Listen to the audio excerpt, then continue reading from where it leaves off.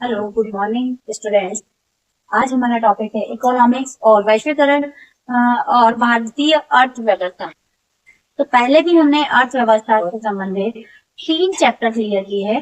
पहले चैप्टर में हमने कहा अर्थव्यवस्था, दूसरे चैप्टर में अर्थव्यवस्था के क्षेत्र और तीसरे चैप्टर में हमने पढ़ा था मुद्रा एवं साख, जो कि आप लोगों को समझ आ गए थे। और हम 4th नंबर का टेस्ट का चैप्टर लेकर आए हैं, वैश्वीकरण और भारतीय अर्थव्यवस्था। वैश्वीकरण क्या है? वैश्वीकरण विश्व का एकीकरण, उसके नाम में ही लिखा हुआ है वैश्वीकरण, विश्व का एकीकरण। तो विश्व का एकीकरण और भारतीय अर्थव्यवस्था क्या है? अर्थव्यवस्था मैंने आपको स्टार्टिंग में समझाया है। फर्स्ट चैप्टर में अर्थव्यवस्था आर्थिक क्रियाओं का, धन से संबंधित क्रियाओं की व्यवस्था बनाना, दिन भर का जो आपकी दिनचर्या है उसमें जो भी व्यवस्था है अर्थव्यवस्था से संबंधित। अगर आप कोई चीज यूज कर रहे हो, कुछ लेन देन कर रहे हो, तो वो सब क्या है? अर्थव्यवस्था से संबंधित है। लेन देन करना, पैसे का लेन देन करना, ठीक है। तो अब भारतीय अर्थव्यवस्था, इंडियन इंडियन अर्थव्यवस्था, ठीक है। और वैश्वीकरण मतलब विश्व का एकीकरण। तो दोनों चीजें आपके नॉलेज में है। अब वैश्वीकरण क्या है? देखिए, वैश्वीकरण की अगर स्पष्ट परिभाषा लिखना चाहे आप, तो ऐसे लिखिए, आधुनिक समय में संपूर्ण दुनिया और उसकी अर्थव्यवस्था आपस में एक दूसरे से जुड़ी हुई। क्योंकि क्या होता है, देखिए, आधुनिक समय में, आज का जो समय है इसकी बात करें तो सारी दुनिया एक दूसरे के ऊपर निर्भर है। एक दूसरे के ऊपर निर्भर है मतलब आप कोई सामग्री, जैसे विदेश में चाइना में कोई चीज बनी है तो उसको क्या करेंगे? भारत में आयात करेंगे। और अगर भारत में कुछ उत्पादन अधिक हो रहा है तो वो निर्यात होगा। तो सारे देश एक दूसरे से कनेक्टेड है, ठीक है। इस कनेक्शन को ही हम क्या बोल रहे हैं? वैश्वीकरण, विश्व का एकीकरण। तो एकीकरण क्यों हो रहा है? क्योंकि उसे एक दूसरे की आवश्यकता है।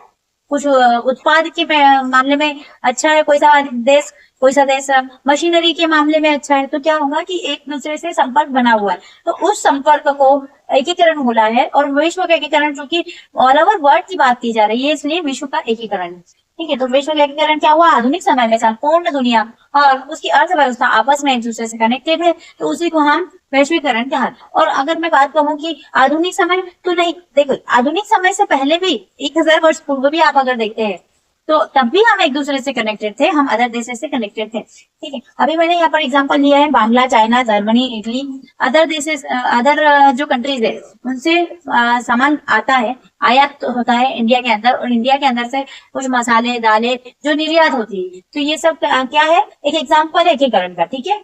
अब देखिए, दूसरे पॉइंट पे हम देख रहे हैं वैश्वीकरण का विकास। अब वैश्वीकरण का विकास कब हुआ? कोई आज की बात है क्या वैश्वीकरण का विकास? नहीं, वैश्वीकरण का विकास तो हजारों वर्ष पूर्व से चला आ रहा है। देखिए, अगर आपने पहला चैप्टर 1 पढ़ा है कि सिल्क मार्ग से राजा महाराजाओं के समय एक मार्ग बनाया गया था, उससे भी पहले की बात करें अगर, तो जब भारत की खोज हुई थी और अन्य देशों से निकलने के लिए रास्ता बनाया गया था, तो उस रूट को नाम दिया गया था सिल्क रूट, ठीक है। वहां से सिल्क जो है दूसरे देशों से सिल्क आता था और भारत तक लाया जाता था, ठीक है। और भारत का सामान अदर जैसे सोना, चांदी, ये भारत के बाहर निर्यात की जाती थी। तो वहां से ये सामग्री आती और जाती थी। तो ये कहाँ से? इसका नाम है सिल्क मार्ग, ठीक है। ये चैप्टर हम पढ़ चुके हैं पहले भी।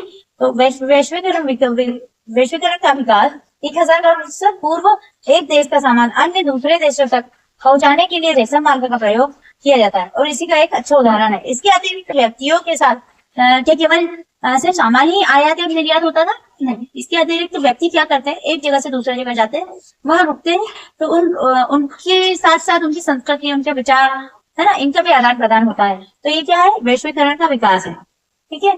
पहले क्या होता था कि सिर्फ सोना, चांदी और जरूरत की चीजें आयात निर्यात होती थी, लेकिन उसके बाद क्या हुआ? धीरे धीरे धीरे धीरे मशीनरी आती चली गई, औद्योगिक निर्माण होते चले गए, तो क्षेत्र और विकसित होता चला गया, विकासशील होता चला गया। तो क्या हुआ कि वैश्वीकरण का वहां पर विकास हुआ, क्योंकि अधिक एक दूसरे देश पर अधिक निर्भर होने लगे थे, ठीक है। तीसरे नंबर पर आप देखेंगे वैश्वीकरण के कारण और परिणाम क्या है।